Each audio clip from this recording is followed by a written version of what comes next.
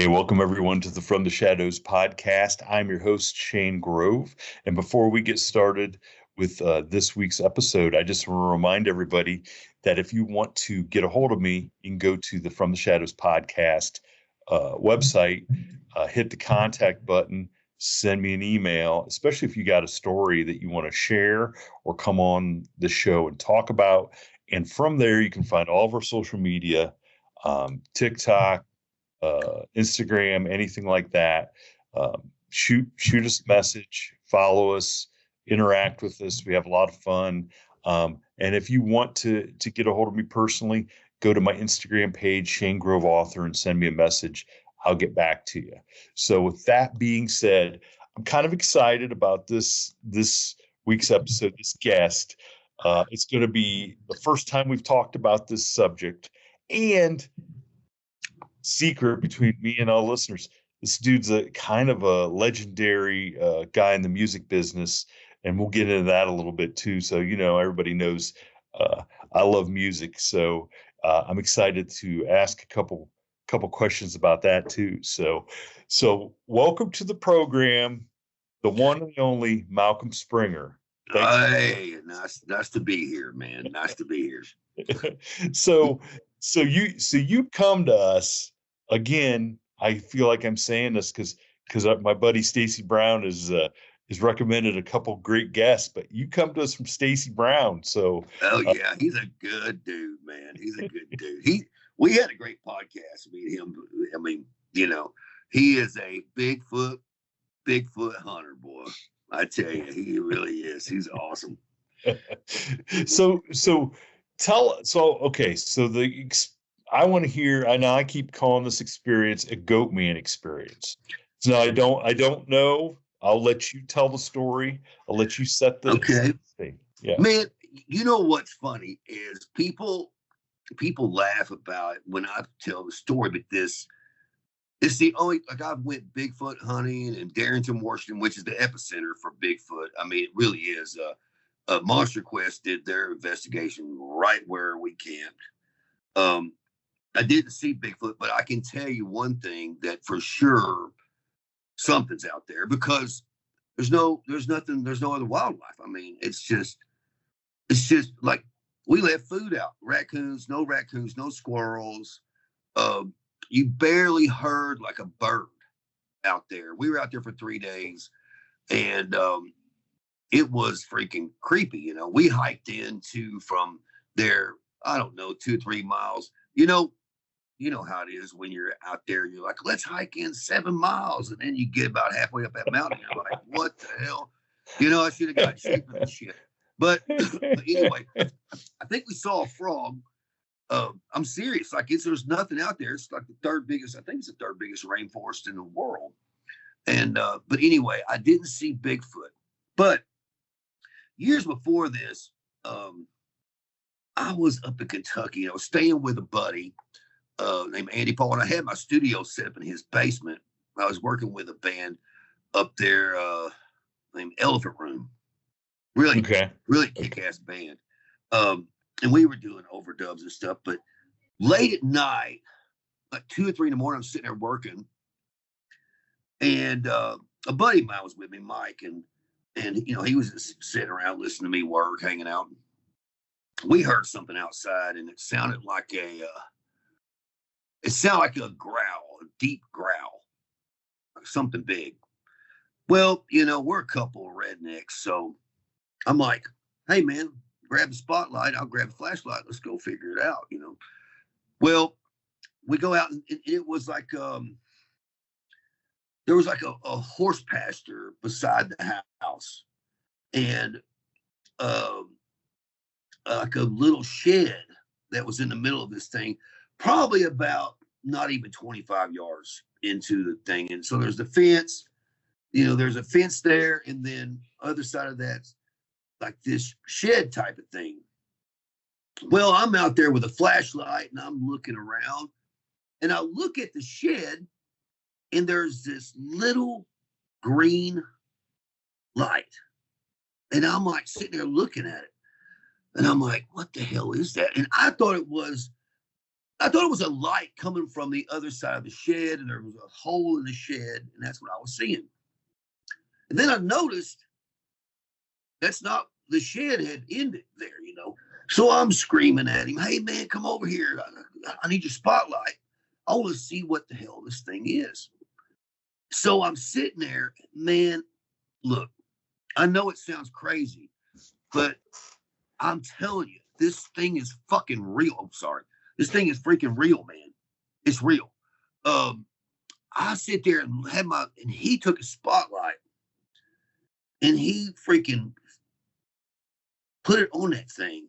And this eye, this little bitty green light got huge. And this eye was like something I had, man, was like freaking crazy.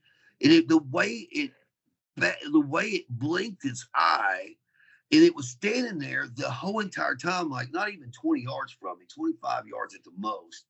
And it was leaned up against the shed. And when it squared up with me, he took off running. This thing had a head on it that had horns on it. And the legs were like, they were backwards. They didn't go forwards like ours. It was like somebody's, like his legs were backwards. And it got real skinny at the bottom. And at the time, I didn't know anything about the goat man. This was 2 miles from the train tracks that they say the thing lives. And it squared up with me while I'm standing there. I want to see what it is. Hey, all I know is whatever the hell this thing was, it wasn't scared of us. I mean, it literally stood there for a long time.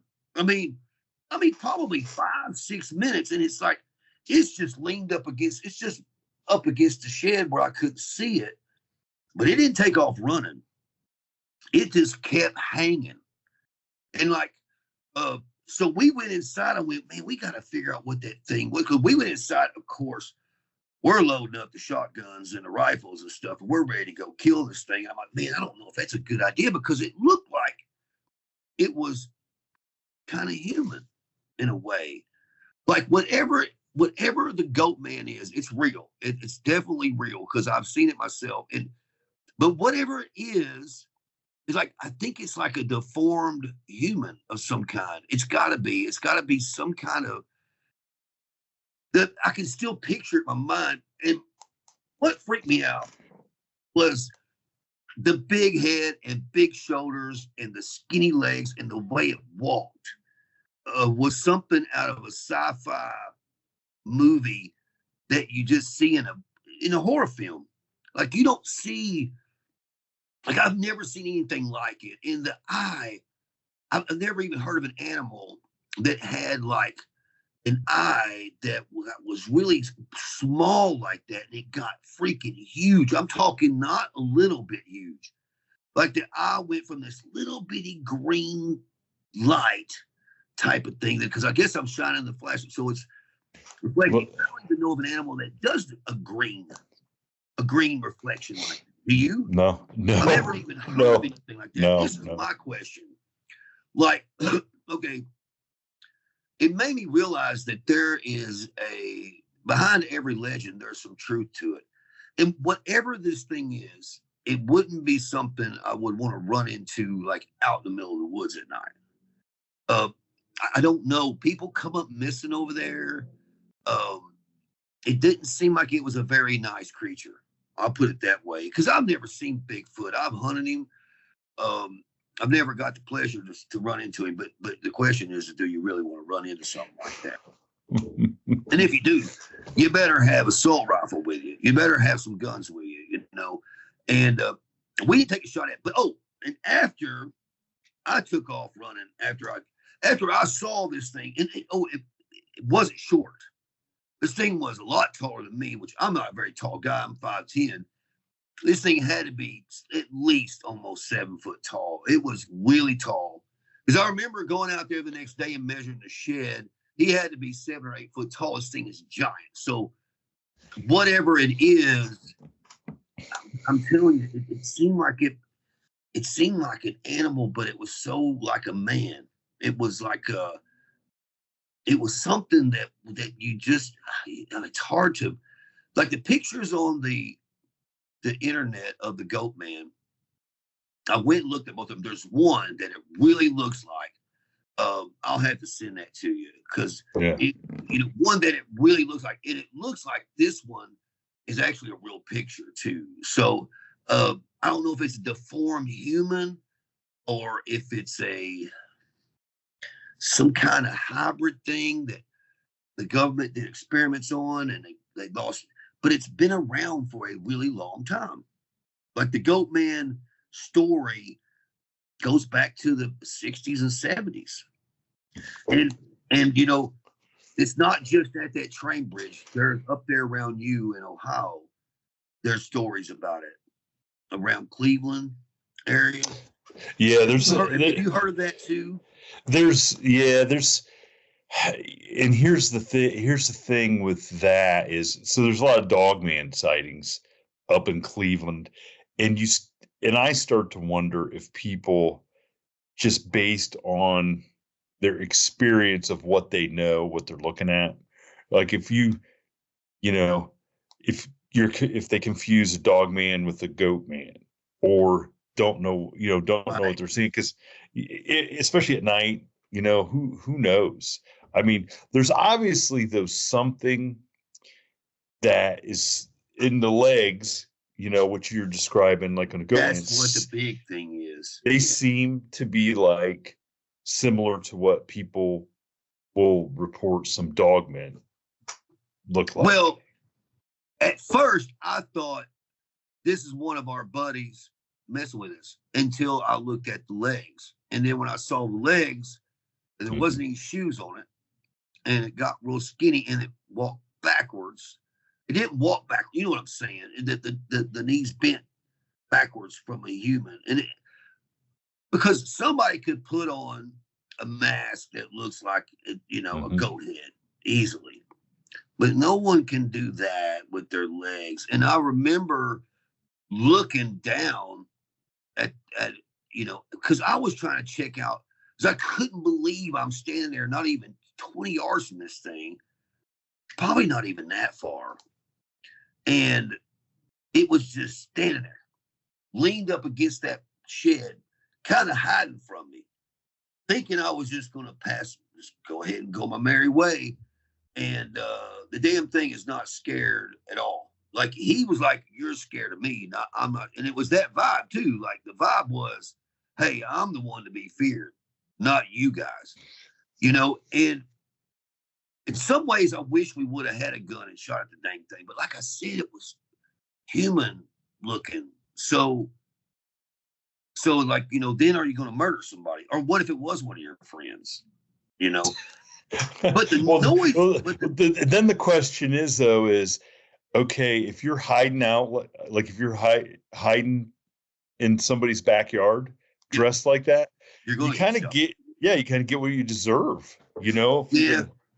I hate to say that, but maybe that would eliminate. So you guys ran inside and ran back out. Was it gone?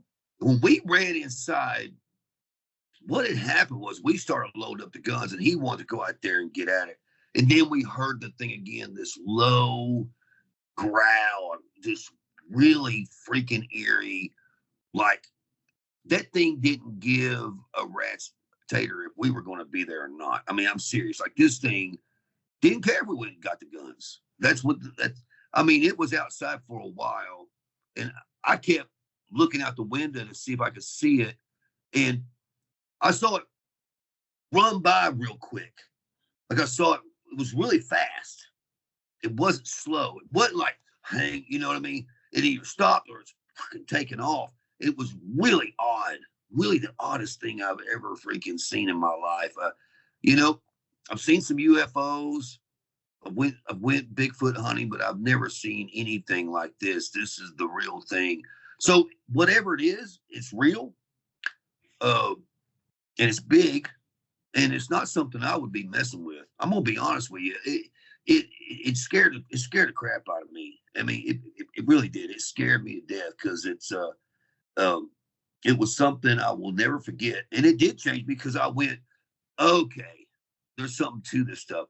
I'm not a big Loch Ness monster believer. I think that's got to be explainable. I don't think there's, now, is there dinosaurs still here on Earth? Well, there is. I mean, alligators, I guess, or crocodiles, or but I don't think we got a plesiosaurus in the lake somewhere. But you never know. Yeah.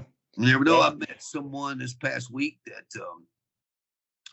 lives up there by Lake Champlain. Mm-hmm. And of course, they've never seen what they call the champ. Yeah. Champ. Have you done an episode on that yet? Oh yeah, we've done some episodes on lake monsters and stuff. It's very. There are some lakes that are. I don't think people realize that there's lakes that are 700-800 feet deep. That's ridiculous. And big. And I think absolutely there could be populations of prehistoric creatures probably still. Right. Because there's nothing hunting them. If they survive. You're right. And if there's a food source, what do they got? What do they got to do? They're just surviving.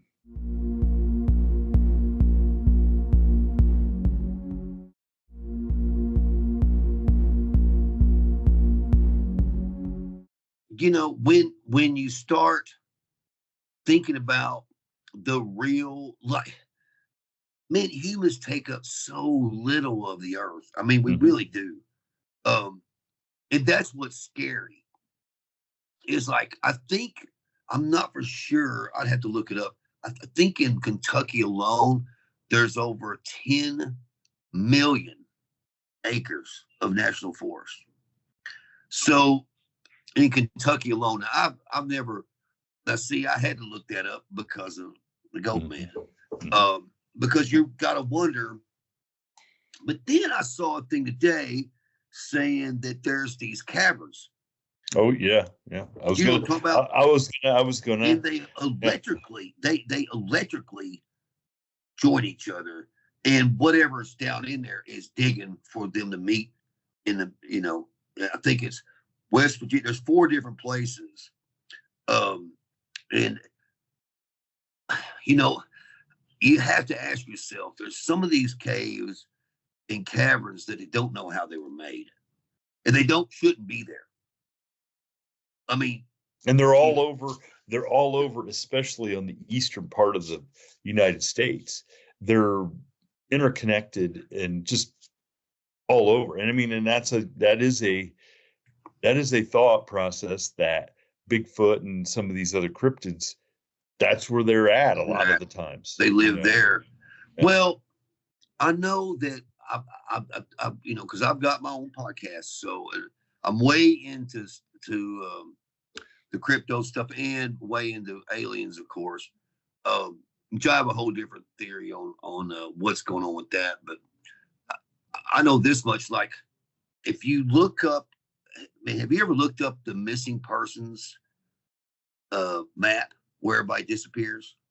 I've seen that through David Paulides. It's a freaking it's terrifying. Like right where I live in Hendersonville, Tennessee, right outside of Nashville, there's caves all underneath us. And kids come up missing all the time. I mean, I'll say this on here. I don't care. I used to really do a lot of bad things, when I was younger. I was on drugs and everything else. And I hung out with some pretty low lives. I mean, the lowest of low. I'm talking drug dealers. I'm talking like some scumbags, but they were always nice to me. But of course, but I don't know of one of those guys out of all the scumbags and low lives I've ever met that would kidnap a woman or a child. Yeah. Okay. Well, those would be the people that would be doing it, wouldn't it? I mean, so you would think, but what happens is some of the people that you least think expected. Yeah, that's true. do that. That's Do very that. true. I admit that, but man, Yeah. like like I just don't think that people are. I don't think that the million kids that come up missing a year in America. I think it's a million, isn't it? Something like that. It's a lot. It's It's crazy. an enormous amount. It is a number that you can't hardly wrap your head around You when it's can't. like when Columbus, Ohio is about 1 million people right now. Okay. So to think that that many people every year just go Disappears. away, disappear, and then the next year just disappear. And it's like, first of all, where do they go? Yeah, Um, yeah. I, you know, it is, it does, it boggles, it does boggle your mind when you really start to think about it. But I did want to bring up one when you start talking about being in the studio and this thing kind of hanging out in the backyard. I wonder if the music drew See, it to that's drew what it. someone else said. Someone else said probably heard you cranking it up and was there curious to see what world we were doing. And that's a good theory. I think that's a very logical theory. I do. I think that's very logical, and I can understand that because we've been there so many nights working and stuff, and there was one other time we had me and a buddy of mine had backed up to the door of the basement to load up some stuff, and we were just sitting there shooting the bull because we were about to take off across and go by Missouri and then go to Memphis because I had a record I was doing in Memphis and he was helping me, and we backed up to the thing, and then something ran across the back. Like there was a bright light, and when something blocks the light, and something ran across back from us. That place. There's certain places that shouldn't be eerie and shouldn't be feel like someone's watching you. Yeah. But that was one of those places like that you should never feel like somebody's watching you there. It wasn't in the middle of a neighborhood. It's kind of there's neighbors, but they were spread out, you know, and stuff.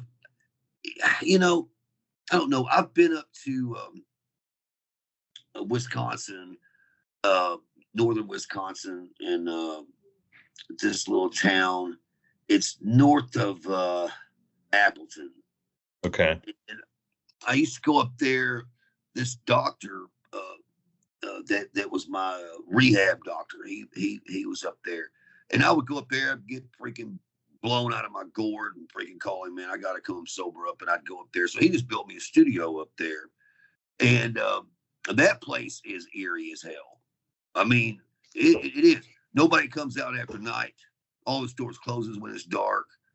But that's where the werewolf thing. And I asked the Yeah, doctor, I said, the Beast of Bray Road. Yeah. man, man, I asked the doctor, I said, why don't people, what's going on? I mean, he goes, nobody goes out at night. Nobody. Well, I've got to walk from the studio to the house at night. So, you know, you know what I mean? I mean, Nobody around here goes up, but you don't know any better, so you can go no, ahead. I'm out there cranking guitars in the middle of the night, doing overdubs, and you know, but no, but I never saw anything out there, and that's what gets me because it seems like I'm pretty when it comes to hit records. Seems like I get pretty lucky, but boy, when it comes to freaking stuff like that, I'm just not the luckiest guy in the world to do that. Now that's just not something that I had planned on ever running into. So have you had any alien experts on your podcast? Yeah, we've had some couple people have done some documentaries and written books and stuff, and uh Really? I mean I mean we haven't gotten into it as much as I would like, but I mean there's a lot of people that have UFO experiences, and Right. I've had a couple people on that have been they think they've been abducted by aliens and have some very compelling stories, and then the thing is then you have these hearings in Congress last week, and you're like, look, there's something Well, going on. the question is, did Eisenhower really sign a contract with them? That sounds so ridiculous, Does it though? but it really doesn't. No. Well, No. I thought for years how ridiculous that, but then they came out with the papers, and you can read it online where the contract was real, as long as you put the humans back. And I don't know if Dulce, New Mexico, was where they were taking people or not, or where they're taking them now. Um, if I had to bet, it's Antarctica.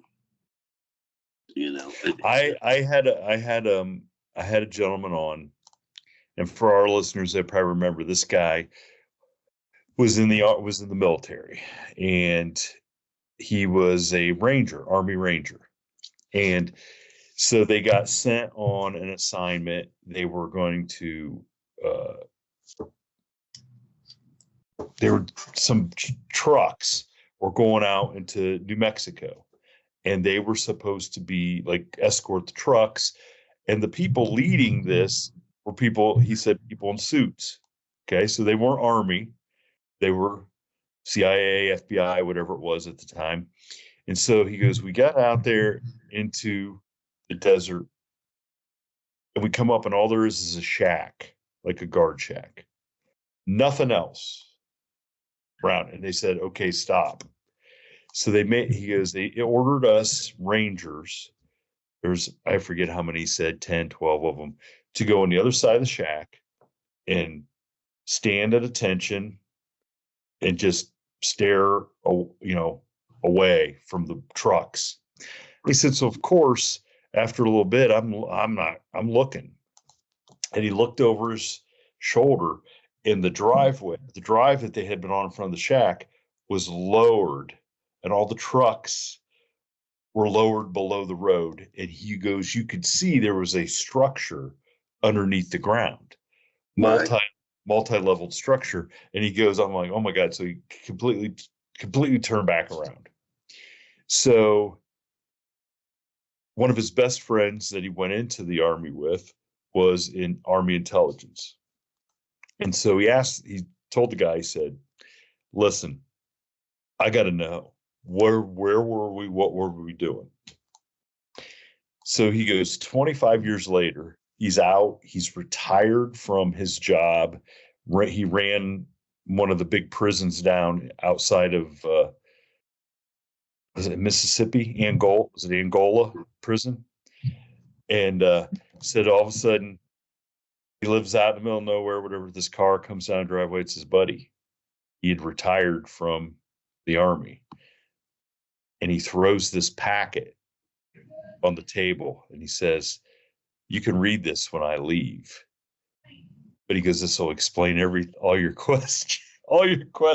Really? And now this guy was as down to earth, as serious as a heart attack.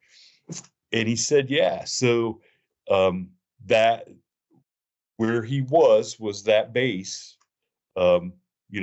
out in New Mexico, that then he goes, we all heard about it. He goes, I heard about it after, before this guy showed up. But what this guy had was paper, a file that he had brought. And it kind of explained, how long we had been in contact with aliens, how many different kinds of aliens we knew about, who we could. And he said, I had to stop reading after like page 19. He goes, this is like a 90, 100 page doc. He goes, I stopped reading after page 19. He goes, it's in a safety deposit box. He goes, because my buddy told me not to keep it here. And he goes, so I put it in a safety deposit box, and I haven't looked at it since. And he goes, but I didn't want to keep reading. And I'm like, what are you talking about? And so here's the thing, is this guy, some of the stuff he told me about this, I've heard from people who've come on the show and have described stuff. They have no idea. I've never told on the show what that part of what this guy told me, because he told me that off the air. And but it was amazing to hear that. And then you hear what's coming out in the hearings and stuff, that they're living, they're living in the ocean, and we have contact with this and this, and we have ships, and it's like, holy smokes. And then in that document, it kind of insinuated it kind of described the different kinds of alien species that we had come in contact with, or that we knew about, or that were here on the earth. And so what I'm starting to pick up on is something like the dog man, the goat man, Bigfoot, to some degree. Are these alien creatures? Like, are these just alien species that Right. decided we're not going to go live under the ocean? You know, we're going to live in the caverns under Kentucky, or we're going to go live in the land between the lakes, or we're going to live in the Pacific Northwest. You know, And 'cause some people got killed by Dogman up there, land between the lakes. that's a good that's a it's And a good story that they've really been digging to try to get, because that's a crazy story. You know, that's great. it's a crazy true. I mean, I've lived not that far from there, and you know, I've been over there before. I mean, I don't know. I would still camp out there. I wouldn't worry about it. Of course, I got guns, you know, a lot of guns, but that's what's funny. I think those type of things, no, they're not. But you know, unless you're drunk and you got a bunch of liquid courage in you, you know, you're not going to be very brave, you know, when it comes to that kind of thing. Because I mean, but no, I mean, they swear up and down that really happened. You know, they swear up and down that really happened. That whole thing, the land between the lakes, really happened. Mm-hmm. And the question is that what I saw? You know, and I just remember, man, I just know that it was just the weirdest thing that I've ever seen. You know, I've seen a UFO when I was young, when I was like 16, 17. But I mean, that because I didn't believe in any of that until I saw one. And then when I saw one, I know it wasn't from here, you know. But, I don't know what it was. You know what I mean? Maybe. What were the what were the circumstances when you saw a UFO? Like, what was it that you saw? Well, I was going to the movies with my girlfriend, and we had turned on this back road going to this place called Sikeston, Missouri. And I noticed everybody was pulled over on the side of the road, and they were out of the car looking up. And sure enough, we pulled over. It was in the middle of the winter. I looked up, and this thing was so freaking huge. It stretched from one end of the sky to the other. It didn't look anything like the UFO reports that you hear. That's what's crazy. It was really weird looking. It had swirls. It was like blinking on and off and stuff. And we didn't go to the movies. We just went ahead and went home. And I said, well, everything's going to change now. Whatever these are, they're here, you know. And there's, and then, the news was, well, today we had some visitors from another planet. And yeah, one pilot from Blytheville Air Force Base said he might have seen something. But anyway, today in sports. And I went, oh, okay, that's how they do this.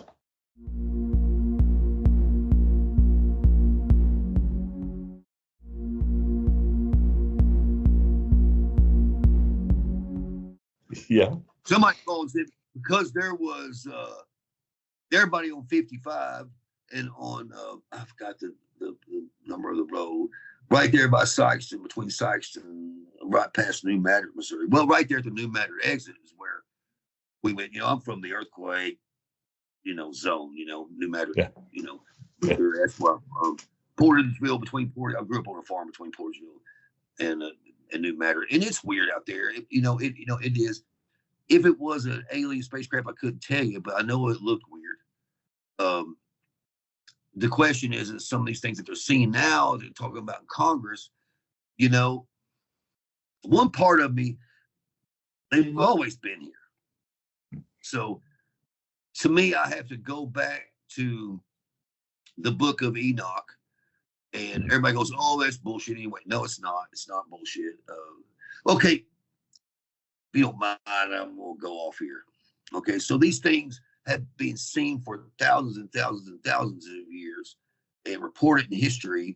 But what really gets me is the story from the Bible, the 200 watchers that were sent here to, I guess, that's the question. Are these watchers? They are the unforgiven angels, right? Seems like that's what these things are to me. And it's funny because Stacey Brown had said something about interdimensional on my podcast, and it's hard to wrap my head around it. But now science has proven that there's other dimensions.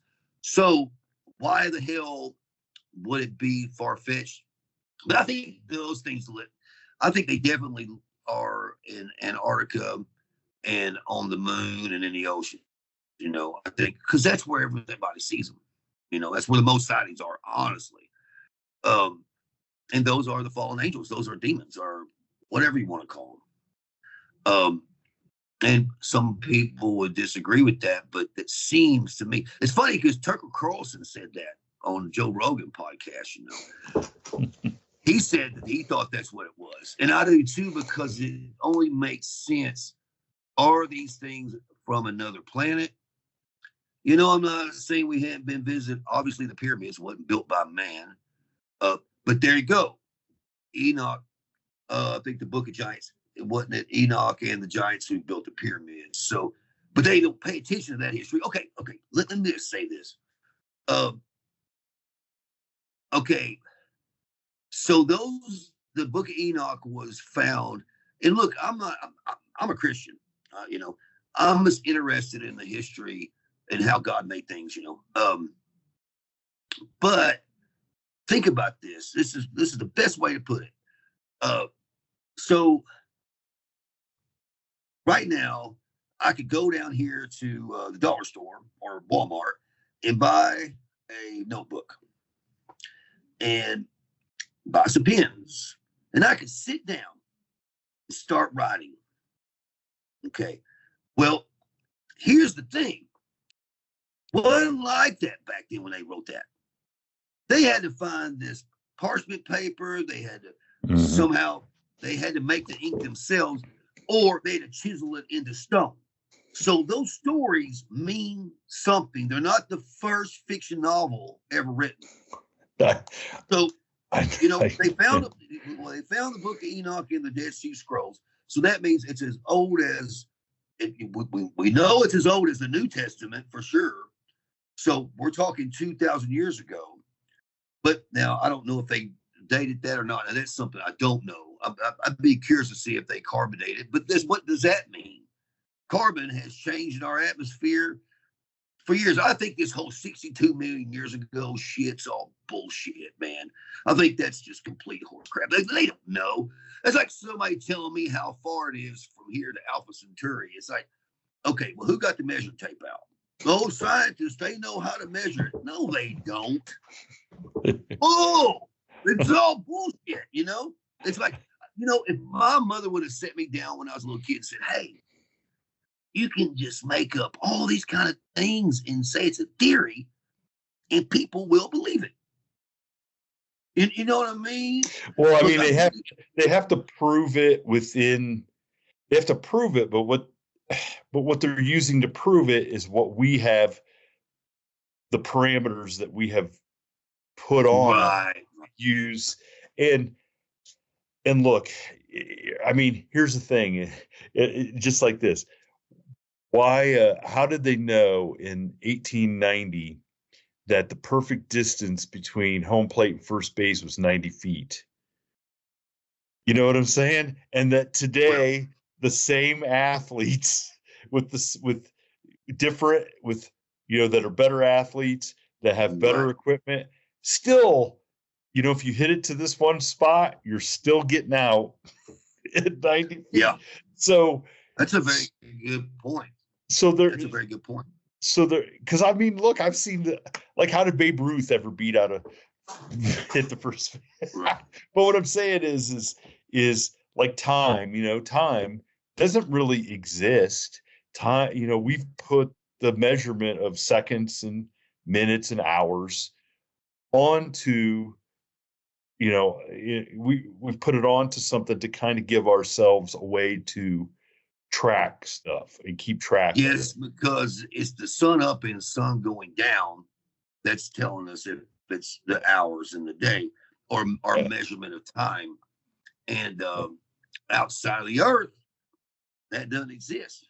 Yeah, it does. Deep. I mean, you don't, it certainly doesn't seem to exist, and there's no reason why it would, because we're the ones that created those measurements or those ways of that scientific reasoning, and but did we create that? Is it something that's not Well, been passed down, you know? man, I have a theory about ghosts if you want to hear it.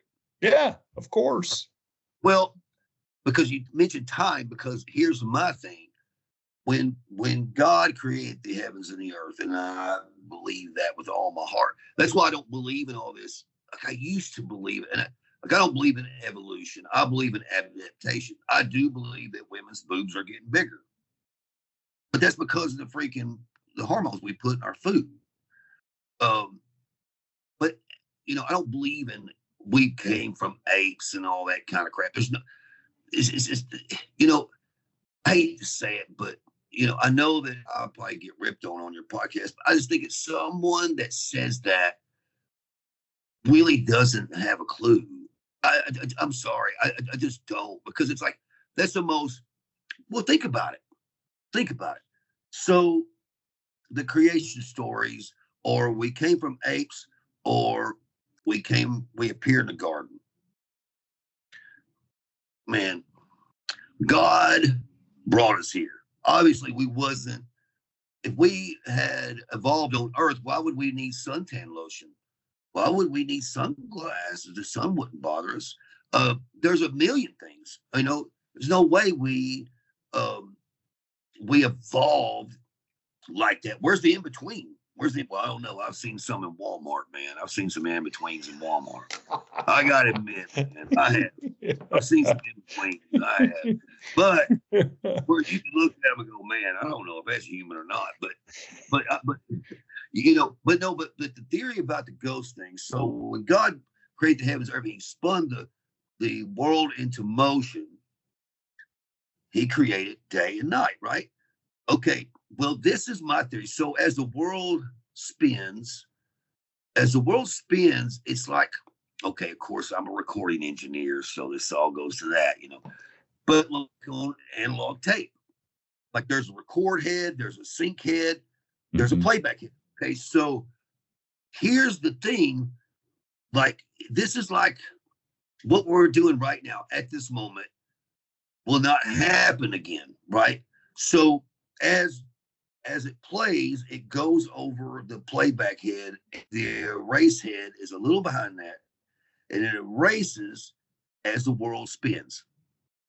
But now, some spots in the world, this emotional thing happens or tragic thing happens, and there's a spike. There's a spike that happens in that moment that never erases. And that's what we're seeing. And God looked at it. He said, okay, it's not perfect, but this will give them something to talk about. This will give them this will give the human something freaking, they can have Halloween. They can do, he wanted us to have fun. And he thought, well, I'll just leave it like it is, because he could have fixed it. But instead, God just left it that way. So we saw things that didn't quite get erased. And I believe that, but if something's talking back to you, if a ghost is talking back to you, I can promise you that ain't good. That ain't good. I can promise you that ain't good. That's not a good thing. But that's my theory on ghosts. And, a lot of people go, oh, you just say that because you're a recording engineer. Because, see, my whole point is like in recording, when we used analog, every once in a while, it wouldn't quite erase over that erase head. And we would hear ghosts in the freaking track. And there's definite ones on Collective Soul I worked on. I remember we had print through on one of them things, and we just left it, but it's still on there. I've heard it not long ago too.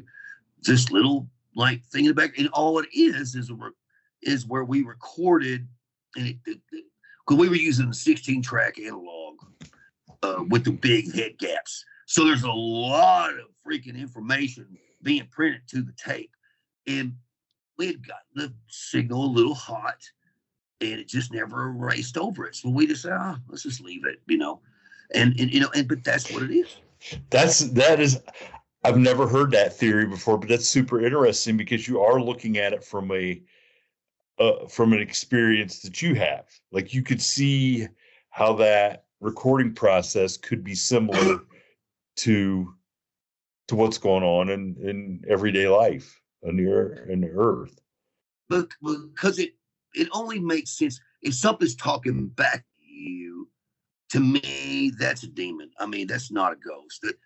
I mean, the Bible tells us exactly what happens, and it's so funny. I saw heard a podcast the other day. Oh God, Sean Ryan, and this guy did after death experiences, and he's like investigated a thousand freaking, what they call when you die and you come back, right? Near death experiences. Yeah. And the near death experience thing, you need to watch that because man, it really lights you up. I'm talking like, man, I was just like floored. How many near death experiences and what they see. Man, they meet the same guy. They meet the same guy every time. It's the same guy. It's Jesus every time. And that's even if they're Hindu, that's if they're Muslim, that's if they're freaking whatever. They meet the same guy.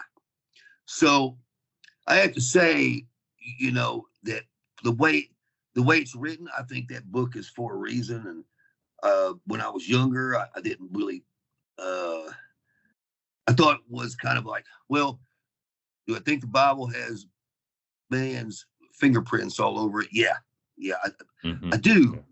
But it's the word, and it's the closest thing we got to go by, And anyway, I didn't mean to start going off on religion, but it's all part of. I mean, it's part of your belief system is to what And I mean, I love to hear what how people get to that spot, and what informs it. But what is crazy? Somebody told me the other day, and I didn't realize this, that ghosts are mentioned in the Bible a lot, and I didn't realize that. But I still think it's print through like an analog tape machine. I think the time machine that God made, it had a flaw in it, and he just went, you know what? I'm gonna leave it like that, man. I mean, why wouldn't he? He's God. He can do what he wants to, And yeah. Some of those tragic places, man, places that you really want to hang out at anyway because of some stuff that bad's happened there.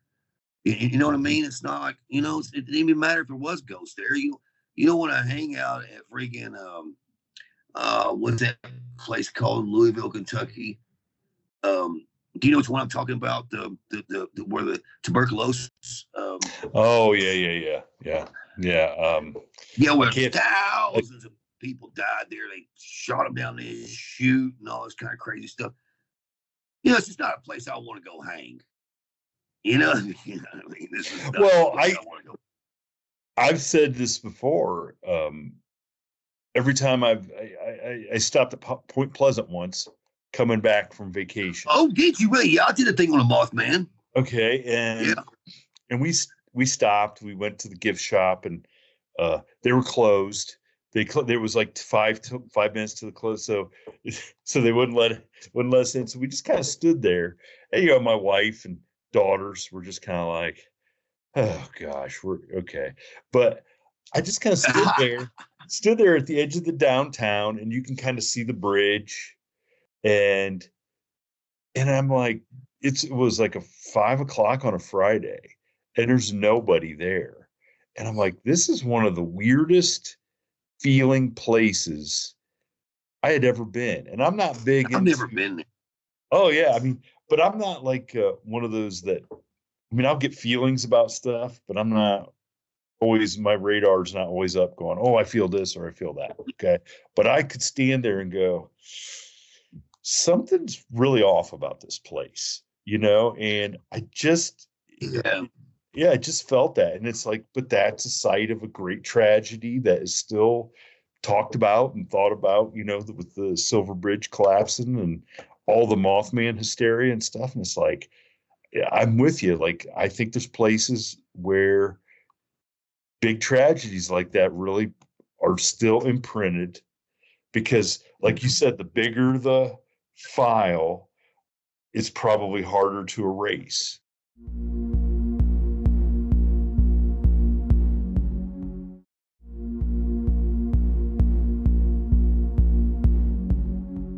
It just makes total sense. But I'll say this: the goat man I saw was real. I heard it. I saw it. I saw this big old freaking head and these big old shoulders, and it was one of the. I mean, yeah, it was one of the most terrifying things I've ever seen. You know, I just will never forget it, and it just I think about it a lot. I think about it all the time because I think about what would have happened if I would have stood there too. Well, Or what would have happened if I'd had a gun. so let me ask you this, because you obviously have thought, you've thought about a lot of this stuff and you talk about it and stuff. If you had to answer the question with your gut feeling, and they said, and it's, what is the goat man? Is it something natural that's out there? Is it a demon, one of the watchers, and that's its form? Is it an alien, or is it something coming from another dimension that, maybe you drew into this dimension because it did hear you doing some music, and it's like, what the heck is that? I want to go check it out. Man, I don't know. I just know it's physically real. It and I'll tell you, I have a dog that has bat allergies, and she's got her eyes are raw around here. And I just thought of this, but that's what its eyes looked like. It looked like it had some kind of like the hair had come out from around its eyes. And because when I saw the big old eye, that's what freaked me out was that little bitty green dot that turned into this huge eye, and it was just the way the eye blinked, or it was just it was freaking terrifying because it was something I'd never seen. Look, I'm a hunter. I'm a duck hunter. Not really a deer hunter, but I've been out in the woods a lot. You know what I mean? Mm-hmm. Uh, and I've never seen anything like this. It was real. It's real and it's there. If you want to go to Kentucky to that train bridge and check him out, I don't know if you'll run into him because I think I just got lucky or unlucky, whatever you want to call it. But it definitely is real. I don't know what it is. I think the watchers or the demons or whatever. I think that's definitely the UFOs. But I have to say the interdimensional thing I really wasn't into, but now science has proven that there is other dimensions. And what if heaven's here on Earth? And what if these things can go in and out? What if they can? I mean, we know so little about the Earth, and still we still know so little about our our place in the universe. I mean, and are we alone? The question is, are we alone? I don't think we're alone at all. I think there's billions and billions and billions of planets. It'd be kind of stupid to say that there wasn't other life forms. And by the way, I think they know that there's a dozen, 12 um, different kinds of aliens or humanoid species that are here. You know, and some of them actually live among us, and I believe that totally. I do. I mean, you know, I think we can look at some people, man, and just go, hey, you know, well, I better not, well, Hillary Clinton's one of them, man. Just look at Hillary Clinton. That's she doesn't look like she's human. I mean, if she is, she's an odd looking human. You know what I mean? Hey, apologies to all of our Hillary Clinton fans. Okay, apologies to all of our Hillary Clinton. My wife's here; she's in the background here. But no, she cracks up me telling the Goat Man story, but because she thinks I'm crazy. She thinks, I know. Oh man, I mean, dude, it was real. It really happened, and the buddy that was with me, if you want to get him on the show, I can get a hold of him because I have a witness. I mean, I have somebody that was there with me. That's the other thing it's one thing, I mean, gosh, we're on episode 500 and something. Okay. So I've talked to a lot of people. I kind of told you before, I don't have to go out and do a lot of, hey, I'm going to go look for Bigfoot or stuff. I believe people for the most part that are telling me what they experienced. Okay. There's not a lot to gain to come on to our show or any other show to tell a story. Okay. It's especially to make up a story. You are a professional. I mean, you're a well thought of professional. It wouldn't. What would you have to gain to make up a story like that? Well, yeah, because of course it's rock music. It's rock music. There's probably guys that are like, oh, this is really rock and roll, man. He saw Goat Man. Actually, I produce a lot of country now, but I Southern rock and country. But no, it is rock and roll. But no, like the music business, they all look at me like I got three heads. They all look at me like I'm a three-headed monster anyway. So I don't care because my podcast, got a little political there for a while. So I just do Rednecks and Junior episodes because Junior, he's a black conservative guy that just goes off about stuff, but he says some pretty outline things, I mean, if you go through all of his shorts, I mean, there's some really good ones in there. I mean, but no, probably the funniest episode we've had is him talking about the twerking politician. Did you see the twerking politician? No, I didn't. Oh God, you gotta look it up, man. You gotta look it up, man. I'm laughing so hard, I'm crying. I don't need that. I don't need that in my. I don't need the twerking politician in my algorithm. Big old black woman's in a bikini and she's upside. She's like standing on her head twerking on this beach, and it is so funny, man. And she was running for I think she was for Congress in Rhode Island and stuff. I mean, it's funny. Anyway. But well, man, I gotta get over here and eat some dinner. Well, before we jump off, tell everybody where they can go find your podcast and what, because it's paranormal and music. Yeah, I'm just on YouTube with the podcast, Malcolm Springer Unplugged, and I've got some really, really great guests on there, man. I mean, Artemis Powell is just a sweetheart, from Skinner. He was in the plane crash, and he tells it. And me, I'm one of those guys who ask questions that nobody else asks. He started crying on the podcast. It was pretty. I felt terrible, but it was good. But it's like, he's a grown man. He went through a lot. He's been through a lot. There's some great. I got some really great. Really great. Justin from Three Doors Down is on there. If you want to really know about how the music business is, that's a great one to watch. Of course, Buffalo from Nappy Roots, how they got their record deal and became such a huge artist, how many millions of records they sold. And Josie Scott from Saliva, why they broke up and all. Anyway, really, the music part of it. Of course, I got Stacey Brown on there. Bigfoot hunters too. Yeah, man. I mean, it's awesome. World's greatest vocal coaches on there, Brett Manning. he was a guest. We had some great guests, so you guys check it out. Yeah, I've got one that we'll put a link in the description when this comes yeah, out so people can go check it out. yeah, man. And I mean, I've worked on so many records. It's been a challenge to um, the country thing from because big guitars on everything. Um, and I was at the label. I can't say which record label. I'm about to get a young lady signed, and we showcased last week. And the head of A&R looked at me and goes, "Hey, we are a country label."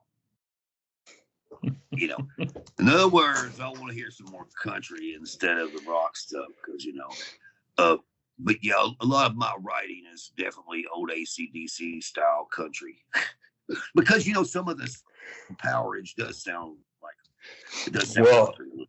well, if you need any help writing country, I know somebody. Just, Okay, all right, I'm serious, man. I Well, know somebody. it's been the female artist thing has been a challenge for me because I'm a rock producer.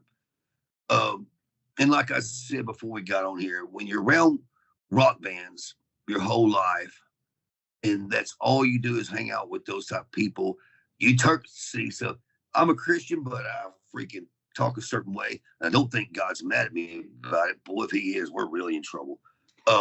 But yeah, well, if he cares if I say some stuff, he's like, this is the way we talk. I can't help it. That's the way I am. Um, but no, I've got a couple really, really good. I'm just about to do the closure, the next closure record, and they're doing really well. And man, just doing some great stuff, man. I'm doing a song with Peter Dante. You know who that is? No, who's that? Who's that? Oh yeah, you do. He was quarterback in The Waterboy. He's a big actor. He's in all the Adam Sandler movies. Me and him and Scotty Austin, we're doing a song. We're doing a record, and man, I mean, Oh, did you say Peter? Did you say Peter Dante? yeah, Okay, yeah. He's he in all the Adam Sandler. suit house. He's in all the Adam Sandler movies. He's his buddy, right? Yeah, the tall, Man, dark complected guy with dark hair. Yeah, okay. he's crazy as hell. I'm sure. Yeah, yeah. He was over at my house about 3 weeks ago, and he's crazy, man. I mean, love him to death, man. He's a great guy. He's actually really good. It's kind of a little reggae pop thing. So that's always fun. Of course, I just got through working on another Nappy Roots song with Brian Fox, and you know, it's been really good. Of course, I was over at Skinner's, this last Yep. week, and Yep. that's always fun with Mike, Roy, and the Secret People. And we were doing a couple songs, a couple more singles. Yeah, it's been. I've had a great career, but I feel like I'm just getting started. Especially the country thing is a new challenge. Yeah, I feel that like especially in the creative endeavors, you as soon as you get something done, it's like, okay, what am I doing next? It never feels like you just if you run out of stuff to be creative doing, then I think you're in trouble. You know what I'm saying? Well, me, I go to the gym instead of doing drugs. Now I go to the gym and I kind of get my inspiration from listening to old stuff and you know um, trying to grab a hold of the things that I love about music instead of trying to force things. It's tough because right now I started my writing bender today, and I will write every day um, for the next 10 to 15 days. Um, and plus, I got a mix too on top of it. But I have a writing partner. I write with Casey Davis. He's my writing partner, and I start writing with um, Brittany Russell on this Sunday. So, it's just, man, there's days you get up and you go, God, what am I going to write today? But here's the great thing. The great thing is there's always a different tempo, a different free key, and there's unlimited universe of possibilities that you could go with. And I'd listen to some tracks today that I'd written a year ago, and man, some of I'm talking like wacky, just flat out wacky. And the thing to you guys out there that are songwriters and musicians, you can't be afraid to write a bad song. No, you can't. You can't. It's music. It's music. It's the language of the universe. I was telling my artist I'm about to get signed. I'm like, yeah, we're going to colonize Mars.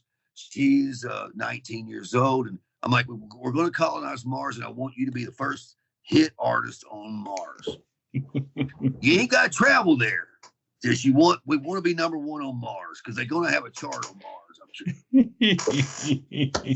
We got to hit the chart on Mars. Yeah. Oh man. Maybe we'll colonize the moon first, but I don't know. Oh man. Well, Malcolm, I'm glad Stacy introduced us. It was great to hear your story and just kind of pick your brain a little bit and hear some of your thoughts on some of this stuff. And I think it's all stuff everybody needs to hear so they can kind of get more information, Man, I told somebody not long ago, I've been sitting in a studio for 35 years trying to make things sound good. And you have a lot of time to think about things. You really do. Oh, yeah. Oh, yeah. You have a lot of time to try to, where did we really come from? Where are these aliens come from? Because there's something. It's something. And it ain't China, and it's not Russia, and it's not some dude with a bunch of money that's zipping around the freaking thing. It's something. And something's happening to our children and get abducted, and it's not the humans doing all of it. Maybe some of it, yeah, but not all of it. Not at all. But anyway, man, you have a good night. It's great to be on here. Yes, I appreciate it. And everybody go check out Malcolm Springer Unplugged on YouTube. Awesome, and make sure you subscribe to him, like him, send him some love. He needs it. Can't you tell how down on his luck he is? Yeah, all bald people need more love, man. Amen. Amen. All right, man. Thanks for hanging out for a while. Okay, brother. You take care. Good to talk to you. Thank you for tuning in to this week's episode of the From the Shadows podcast. Until next time, never shy away from the darkness or what may be lurking in the shadows. We are out.